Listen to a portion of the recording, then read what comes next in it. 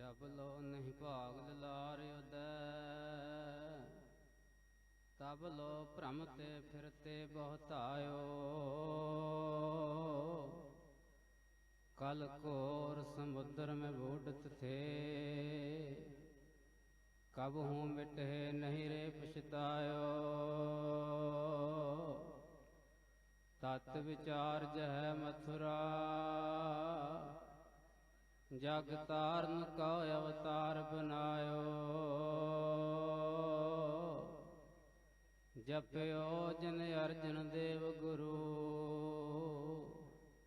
फिर संकट जौन गर्भ न आयो।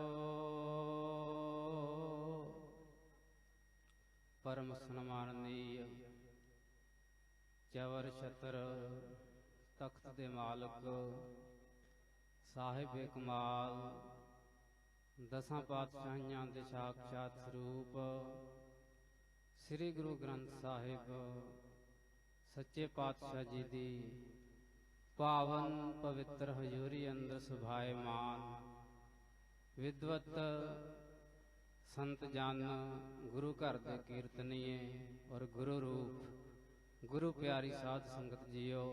वाहिगुरु जी का खालसा वाहिगुरु जी की फतेह। सतगुरां दी अपार किरपा दा सदका अज आपां साहिब श्री गुरु अर्जन देव जी महाराज दे अवतार दिहाड़े दे संबंध विच उन्हां दे ही पवित्र स्थान ते गुरु दरबार दीयां हाजरियां भर के अपने जीवन नूं सफला बना रहे हां। गुरु प्यारिओ, जिस जिस समय भी इस संसार दे अंदर घोर अंधकार छाया, पापाचार भ्रिष्टाचार दुराचार अधर्म का फैलाव होया, धर्म की हानि हुई, उस समय हर युग के अंदर परम पिता परमात्मा अपने निर्गुण तो सरगुण स्वरूप धारण करके संसार विच आउंदा रहा। श्री गुरु नानक पातशाह जी ने भी 10 जामे धारे, क्योंकि उस समय भी इस संसार की ऐसी हालत सी। हर समय हर पासे अंधकार छाया होया सी। अज्ञानता दे दरिया विच सारी लुकाई डुबी हुई सी।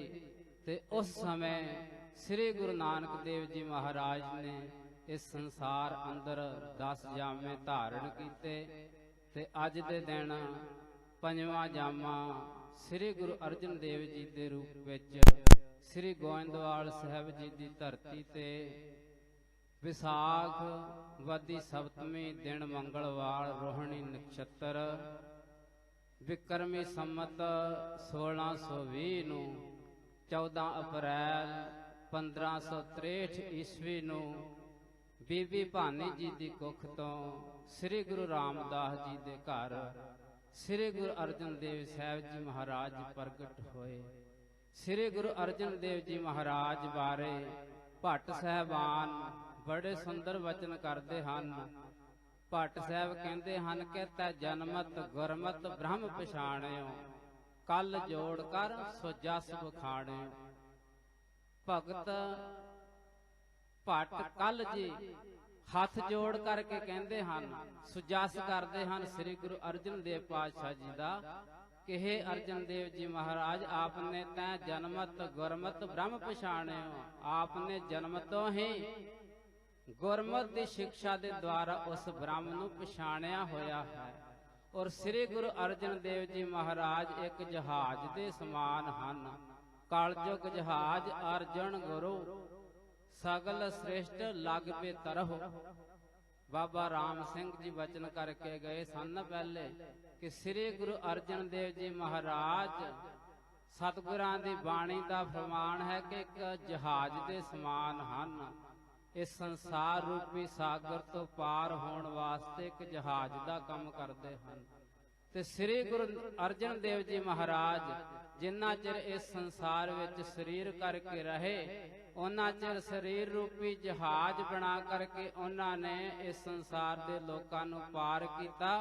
ਤੇ ਸਦਾ ਵਾਸਤੇ ਪਰਉਪਕਾਰ ਕਰਨ ਵਾਸਤੇ ਜਿੰਨਾ ਚਿਰ ਸਰੀਰ ਰਿਹਾ ਸਰੀਰ ਦੇ ਦੁਆਰਾ ਪਰਉਪਕਾਰ ਕੀਤਾ ਤੇ ਇਹ ਪਰਉਪਕਾਰ ਸਦਾ ਹੀ ਹੁੰਦਾ ਰਹੇ, ਉਸ ਵਾਸਤੇ ਵਿਸ਼ੇਸ਼ ਕਰਕੇ 2 ਹੋਰ ਜਹਾਜ਼ ਤਿਆਰ ਕੀਤੇ। ਆਪ ਖੁਦ ਜਹਾਜ਼ ਸਨ ਤੇ ਸੰਸਾਰ ਸਾਗਰ ਨੂੰ ਤਾਰਨ ਵਾਸਤੇ 2 ਜਹਾਜ਼ ਤਿਆਰ ਕੀਤੇ। ਭਾਈ ਸੰਤੋਖ ਸਿੰਘ ਜੀ ਮਹਾਰਾਜ ਬੜੇ ਸੁੰਦਰ ਵਚਨ ਲਿਖਦੇ ਹਨ ਕਿ ਸ੍ਰੀ ਅਰਜਨ ਸਮ ਪਰਉਪਕਾਰੀ ਹੋਵੇ ਨਾ ਹੈ ਹੋਏ ਨਾ ਹਿਤਕਾਰੀ। कि श्री गुरु अर्जन देव जी महाराज जैसे परोपकारी ना कोई होया है, ना कोई है ते ना ही कोई होवेगा। श्री अर्जन सम परोपकारी होहे ना है होहे ना हितकारी। दोनों वड्डे जहाज बनाए भर भर पूर सुपार लंघाए। 2 वड्डे जहाज उन्होंने तैयार किए जिन्हां जहाजां दे द्वारा पूर भर भर के इस संसार सागर ते लोकां दा उद्धार कीता। भर भर पूर सुपार लंघाए। वो किहड़े जहाज हन? श्री अमृतसर विच हरि मंदिर रचना बहु बनाए कर सुंदर। पहला जहाज तैयार कीता श्री अमृतसर सरोवर दे विच हरि मंदिर साहिब जी दी रचना कीती ते 4 दरवाजे लाए हन सारे धर्मां वास्ते, सारियां जातियां वास्ते। कोई भी असवार उस जहाज विच असवार हो करके ते संसार रूपी जो सागर है, संसार रूपी जो यात्रा है, इस यात्रा नूं सफल कर सकता है। ते पहला जहाज श्री हरमंदिर बनाया है ते हरमंदिर साहिब तो पहला इस संतोख सर दी रचना कीती है। श्री अमृतसर सरोवर की खुदाई श्री गुरु रामदास महाराज जी ने की और उस सेवा नूं कुछ करा करके और हरमंदिर साहिब बनाउण तो पहला संतोख सर साहिब जी की रचना की। इस विच बहुत वड्डा रहस्य छिपिया होया है, बहुत वड्डा सिद्धांत है कि हे जिग्यासु जे तू अमृत नूं पान करना चाहुंदा हां, अपने अंदरों जो तेरे अंदर अमृत है, घर ही में अमृत भरपूर है, मन मुखा साध न पाया, ज्यों कस्तूरी मिर्ग न जाने भ्रम दा भरम भुलाया। ते उस अमृत नूं पान करना चाहुंदा है ते पहला संतोख नूं धारण कर। ते संतोख सर दी रचना कीती ते इतिहास विच इह वी गवाह है, इतिहास गवाही भरदा है। जिस इतिहास नूं अज कुछ साडे ही वीर कहाउण वाले मिथ्या गप्पां दसदे हन, उस इतिहास विच बहुत वड्डा सिद्धांत है। ते संतोख सर दी रचना कीती इह वी इतिहास आउंदा है कि जदों श्री अमृतसर सरोवर दी सेवा पूर्ण हो गई ते श्री गुरु अर्जन देव जी महाराज ने सारा ताल तैयार करवा करके जदों उस विच जल भरिया ते जल टिकदा नहीं सी।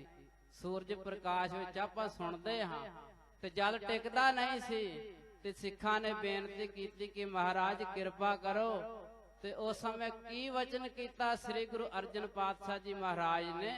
सतगुरु जी कहंदे ये जिहड़ी धरती है ये रेतली है, इस विच जल नहीं ठहरदा।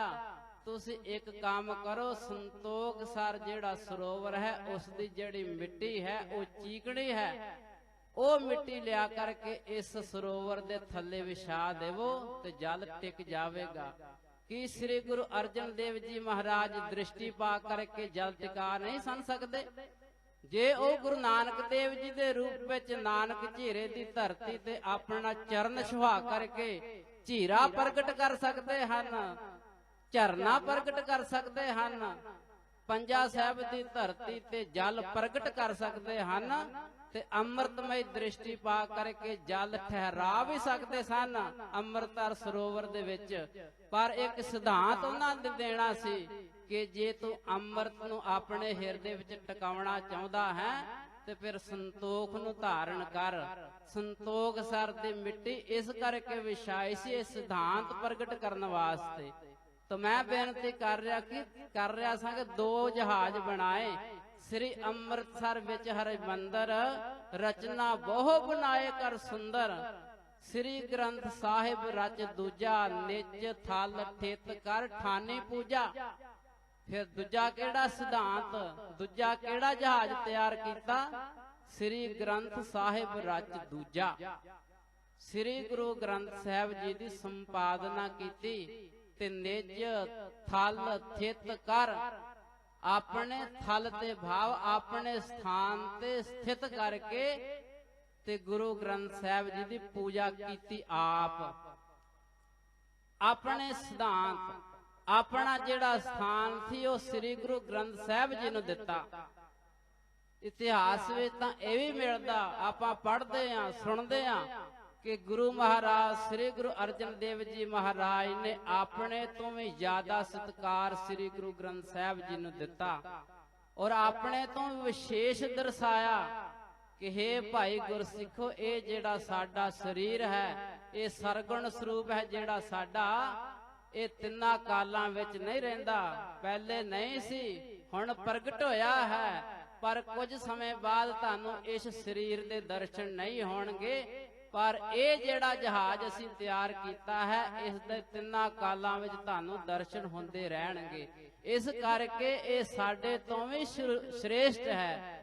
मेरे शरीर ते जाते हैं दीर्घ यही वचन भाई संतोख सिंह जी लिखते हैं कि मेरे शरीर ते जाते हैं दीर्घ मेरे शरीर तो भी दीर्घ है श्रेष्ठ है।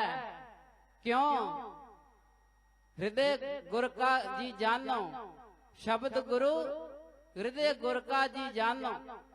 ये जो शब्द गुरु है ये गुरु दा हृदय है। इस करके हिरदा होण करके साडे तो भी श्रेष्ठ है। ते श्री गुरु अर्जन देव जी महाराज ने संसार विच आकर के महान परोपकार कीते पर दो विशेष परोपकार जो एक श्री हरमंदर साहिब जी की रचना की वो भी सारे संसार वास्ते सारे मनुखता वास्ते और श्री गुरु ग्रंथ साहिब महाराज जी का स्वरूप तैयार करवाया। इस विच भी सारे ही भट्टां दी बाणी रच करके विराजमान करके सारे धर्मां दे भगतां दी बाणी नूं रख करके सारियां नूं समान दर्जा दिता ते सारे मनुखता नूं सांझा उपदेश दिता। सारे लोकां नूं इस संसार सागर तो तरन वास्ते बहुत सरल बहुत उच्चा सिद्धांत श्री गुरु अर्जन देव जी महाराज ने साडी झोली पाया है। अज आपां उन्हां दे अवतार दिहाड़े नूं मुख रखदे होए उन्हां दी याद विच जुड़ करके गुरु का हरिजा सरवण करके अपने जीवन नूं सफला बना रहे हैं। बहुत बहुत धन्यवाद सेवक जथा इशनान संतोख सर साहब वालियां दा और बहुत धन्यवाद श्रीमान संत बाबा कश्मीर सिंह जी भूरी वाले उन्हां वल्लों ही दास जिहड़ा हाजरी लवा रहा है जिन्हां ने सारे लंगर दी सेवा दा प्रबंध लंगर दी सेवा सारी श्रीमान संत बाबा कश्मीर सिंह जी भूरी वाले करवा रहे हैं। जिन्हां दी पटना साहिब विखे महान सेवा है। गुरुद्वारा बाल लीला जो निर्मले संतां दे प्रबंध हेठ है उस गुरुद्वारा बाल लीला दी महान सेवा जिथे उन्हां ने श्री पटना साहिब अंदर संगत नूं रहन वास्ते रहायश वास्ते और लंगर वास्ते बहुत दिक्कत आउंदी सी ते थोड़े ही समय विच 2-3 सालां विच ऐसी महान सेवा कीती है कि हुण जिन्नी मर्जी संगत श्री पटना साहिब की धरती ते जांदी है कदी भी किसी नूं ना रहन दी ते ना लंगर दी कोई प्रॉब्लम हुंदी है। ते महान सेवा उन्होंने पटना साहिब की धरती ते चलाई है। उन्होंने महापुरुषों का भी बहुत बहुत धन्यवाद कोट आन कोट शुकर श्री गुरु ग्रंथ साहिब महाराज जी का सारियां दा बहुत बहुत धन्यवाद। इन्ने शब्द प्रवान करने जी होइयां गलतियां भुलां दी माफी बख्शनी अगे वास्ते समत बख्शनी जी। वाहिगुरु जी का खालसा वाहिगुरु जी की फतेह।